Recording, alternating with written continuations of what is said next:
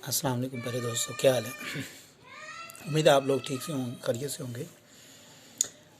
अच्छा, आज जो का सवाल है वो इंसान की तरबियत का जो पहलू है वो कब तक होता है और वो इंसान की तरबियत कब तक होती है और उसकी तरबियत जो है वो कितनी चीज़ों पर उसका दारोमदार होता है। तो बुनियादी बात याद रखिएगा, तरबियत के दो पहलू होते हैं, एक होता है इल्मी पहलू और एक होता है अदबी पहलू या तरबियती पहलू जिसे हम कहते हैं। इल्मी जो तरबियत हमारी होती है उसकी कोई उम्र की कैद नहीं है। वो आप 60 साल, 70 साल, 100 साल, जब तक आपकी ज़िंदगी है आप ज़िंदगी में से चीज़ों को सीखते रहते हैं।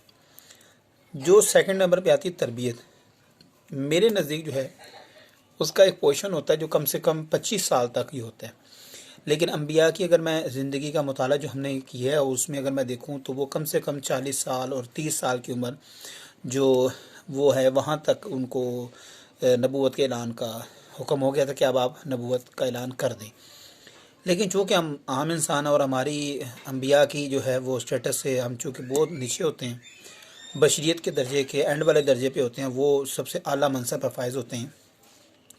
तो हमारी तरबियत का जो पहलू है वो कम से कम 25 साल तक होता है और हमें चाहिए कि 25 साल तक अपनी ज़िंदगी के अंदर कोई किरदार ऐसा अदा करें जिससे हमें फ़ायदा हो। फॉर एग्ज़ाम्पल, इंसान सीखता है, अगर वो सीखता है 30 साल के बाद, 35 साल के बाद, तो वो ज़िंदगी में कुछ कर नहीं सकता, क्योंकि आफ्टर 25 ईयर्स, 25 साल के बाद आपने आउटपुट देना मुआशरे को। आपने किया क्या है, आपने 20 साल 25 साल सीखा क्या है, आपके पास स्किल्स क्या हैं, आपके पास हुनर क्या है, आपके पास तालीम क्या है, आपके पास एजुकेशन क्या है। After 25 years no can ask you कि जनाब आपने ये सीखना है, वो सीखना है।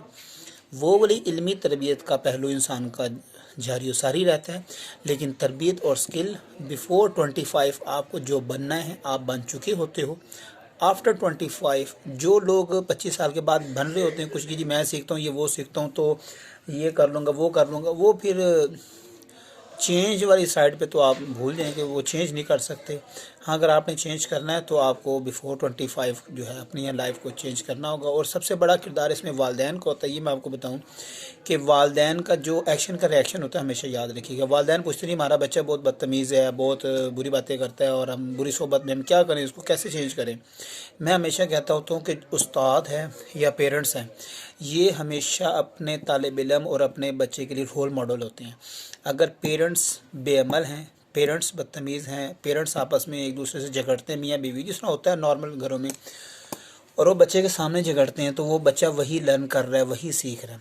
और अगर उस्ताद इस तरह का है, ज़बान दराज है और ऑल फॉल बकता है, बच्चा वही सीखेगा अपने उस्ताद की तरह। तो हमेशा याद रखिए कि आपको ख़ुद को अगर एक बेहतरीन आपकी तरबियत हुई हुई है, एक आप अच्छे माशरे में चलने वाले हैं, तो आपके बच्चे भी आपको देखकर अच्छा ही चलेंगे।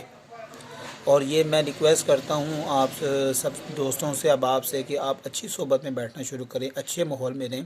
और उम्मीद है कि अगर आप अच्छे रहेंगे, अच्छे माहौल में बैठेंगे, तो कल को अच्छे वालिदैन भी बन सकेंगे और अच्छे आप असातिज़ा भी बन सकेंगे और माशरे के आप एक अच्छा आउटपुट देंगे, जिससे माशरा आपकी अखलाकी तरबियत और इल्मी सकाहत के ऊपर आपका जो है वो एतमाद करेगा। उम्मीद है कि आप सबको बात समझ में आएगी। Thank you so much. अल्लाह हाफ़िज़।